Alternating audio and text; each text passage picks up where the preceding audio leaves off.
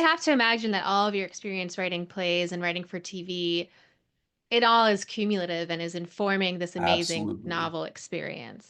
Absolutely. So it's like to me to like say like, oh, that's just a miraculous thing. It's like I worked in television. I wrote dozens and dozens of plays. The fact of being a playwright helps so much with dialogue. I have no problem with dialogue. Dialogue, I can like shoot out my left nostril like without even thinking. Not a problem. Yeah, so I had all that experience. I didn't know it could translate to writing a novel. Because like Yeah. you novelists, Catherine, are, you were my heroes. I just wanted a lover who was a novelist. I had no desire to be a novelist myself. Not that I had no desire. I didn't think it was possible. And Yeah. like, I just wish I was not so afraid of it earlier because I just, like, it's to get so involved in a story.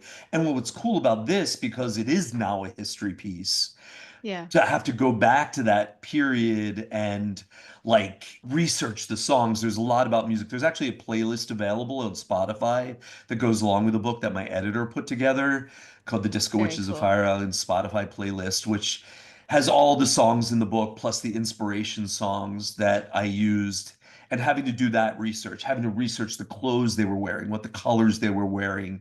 But what also was like there's a thing where the ferryman, Fergal, the ferryman, says to Joe, "Hey," what he says, like, "Hey, be cool, shortstop." Shortstop was something you said back then. No one says that now, but it was kind of like, this, it's not a dig, but it's kind of like this affectionate thing you say to someone who's shorter than you. "Hey, Mm. shortstop, what are you Like doing?" pipsqueak.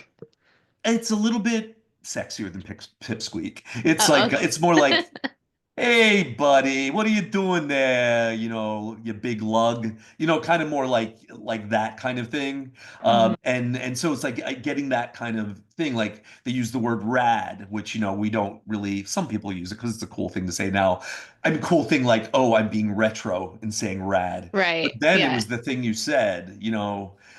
That's Yeah. bitchin', that's rad. All of those things in creating that history again was really a challenge, but super fun.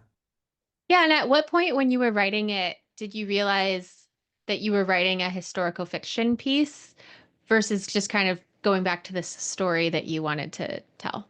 That's such a great question because I didn't write it as a historical piece. I wrote it as, okay, well, I was not on Fire Island in the 80s. I was there in the early 90s, which is just a few years from then. But I wanted to write it at the height of the AIDS crisis, which I first came out around 1982.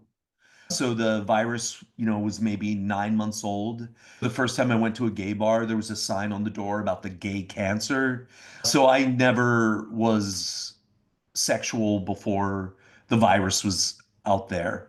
And I wanted to capture that essence. I didn't think about writing a historical piece. I'm like, I want to capture what it was like for me as a young man coming out and having to deal with falling in love, which is hard enough for someone in the early 20s, falling in love, but also dealing with this.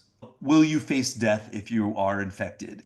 That's what it was. And not Mm. only that, you walked around the streets and people would look at gay people and they called them carriers.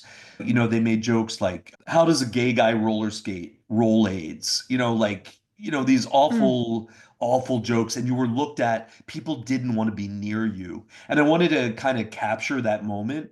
I Yeah. mean, unfortunately, we're getting back to a moment of that in this awful country we're living in right now, which is the other interesting thing about the book. I began this in the first Trump administration, and I didn't think about that. I was just writing about that period.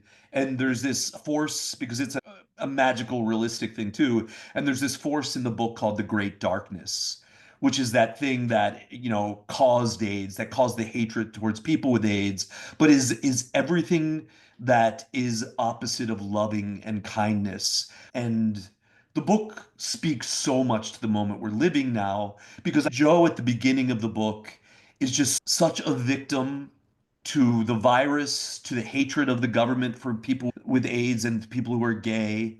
And he goes from that position of being a victim to someone who takes action and finds his voice. And he's inspired by the disco witches, who are these old 60s radicals who are part of ACT UP. Who, if you don't know what ACT UP is, it's the AIDS Coalition to Unleash Power, which is the activist organization that actually protested enough to lead the way to the medicines now that keep people alive that have HIV. I was Yeah. part of ACT UP, so I wanted to make that aspect of the history in there as well.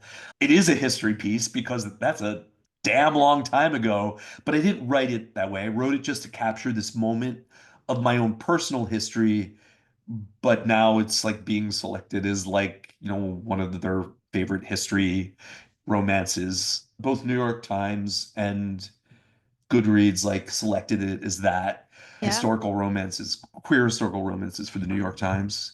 Yeah. Right. And that's sometimes a funny thing that happens when we're selling our books, which is that there are these categories that readers are accustomed to that then get applied onto our books. And it's true and it's also not true, like any label.